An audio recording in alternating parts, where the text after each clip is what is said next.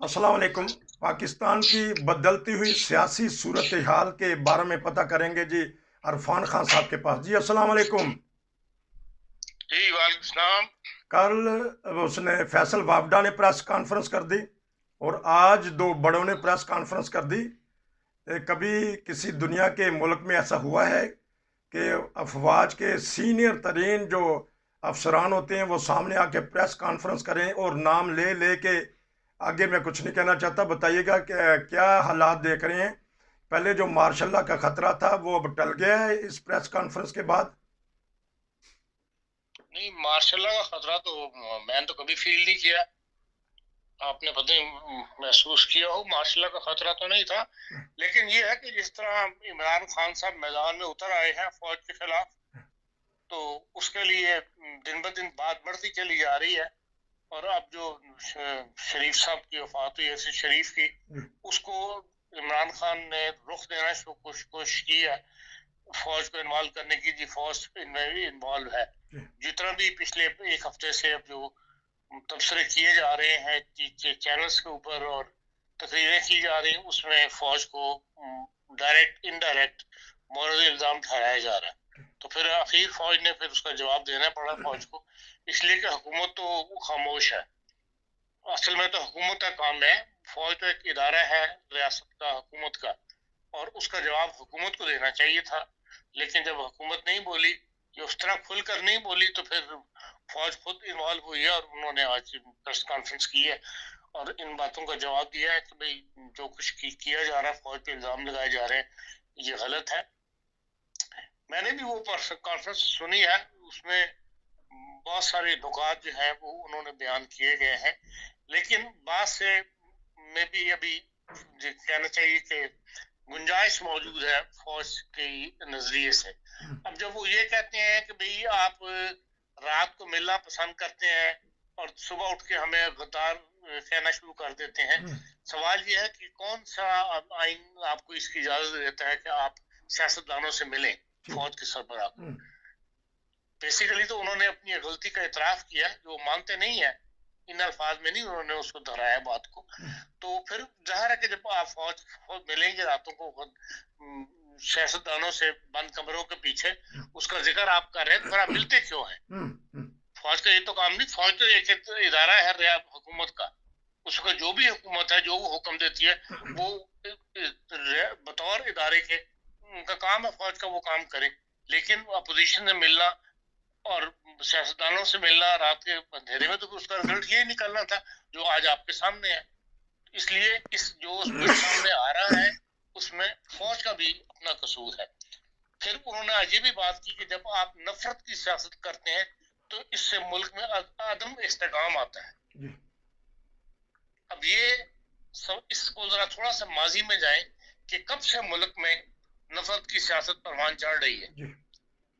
भुट्टो साहब ने एक फैसला किया, उसके बाद जियाउल हक साहब ने उसके ऊपर मजीद उसको स्ट्रांग बनाया और मुल्क में एक ऐसी नफरत की बुनियाद पड़ी कि शिया सुन्नी है वो आपस में एक दूसरे नफरत कर रहे हैं, और एमनी है उनके खिलाफ एक नफरत का माहौल बना हुआ है। कल ही एक टेलीविजन के ऊपर पाकिस्तान के इस्लामाबाद के प्रोफेसर ने बताया कि वाकई हम एमनियों के लिए हमने इस तरह छुरियां चलाई हैं कि उनका रहना मुश्किल कर दिया हुआ है। ये नफरत की सियासत जब हो रही थी, उस वक्त फौज कहाँ थी? जब वो ये कहते हैं कि हम मुल्क को जो हर वो काम जो मुल्क को अदब इस्तेकाम का शिकार करे, हमारा फर्ज है कि हम उसके अंदर दखल दें और मुल्क को इस्तेकाम बख्शने वाले फैसले करवाएं। तो उस वक्त तो जो जराए बात बताते हैं, वो तो ये कहते हैं कि खुद फौज ने नफरत के मैदान ऐसी सियासी पार्टी, ऐसे मजहबी ताकतों को परवान चढ़ाया कि उनको परवरिश की कि जिन्होंने मुल्क के अंदर अदब इस्तेकाम पैदा किया। और आज क्योंकि आग अपने घर के तक पहुंच गई है, तो इसलिए अब फौज ये बातें कर रही है कि ये मुल्क का इस्तेकाम की जो है नफरत की सियासत जो है उसे बचाना हमारा फर्ज है, इसलिए हम मैदान में आ गए। इसलिए देखा जाए तो ये जो कुछ हो रहा है मुल्क के अंदर, ये उसी अदम इस्तेकाम की वजह से है, उसी नफरत की वजह से है जो एक असर से मुल्क में फैलाई जा रही थी। आज ये है कि वो बढ़ते बढ़ते फौज भी उसका शिकार हो गई है।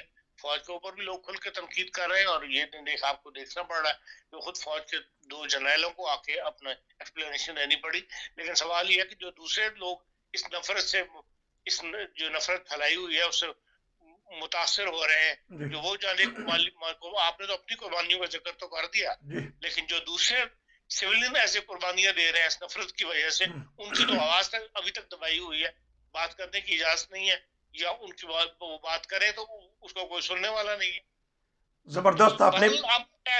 अब ऐसी पॉइंट पर आ गए हैं हम जी कि अब आपकी आंखें खुलनी शुरू हुई है ठीक। कि जो नफरत हमने फैलाई थी जी जी बास मजहबी जमातों के खिलाफ या बास फिरकों के खिलाफ, आज वो जलते वो आग बढ़ते बढ़ते हमारे घरों तक आ गई है, और आज हर तरफ जो है नारे लग रहे हैं।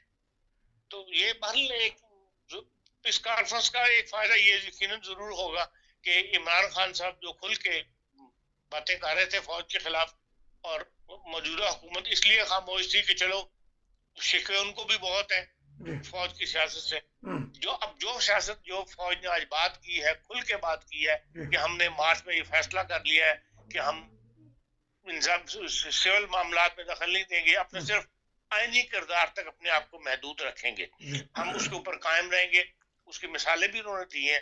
जनरल साहब ने कहा हमारे पे ये प्रेशर आया, ये प्रेशर आया, हमने उसको कबूल नहीं किया, हमने कहा नहीं, जो हमने फैसला कर लिया अब आईनी किरदार तक ही रहना है।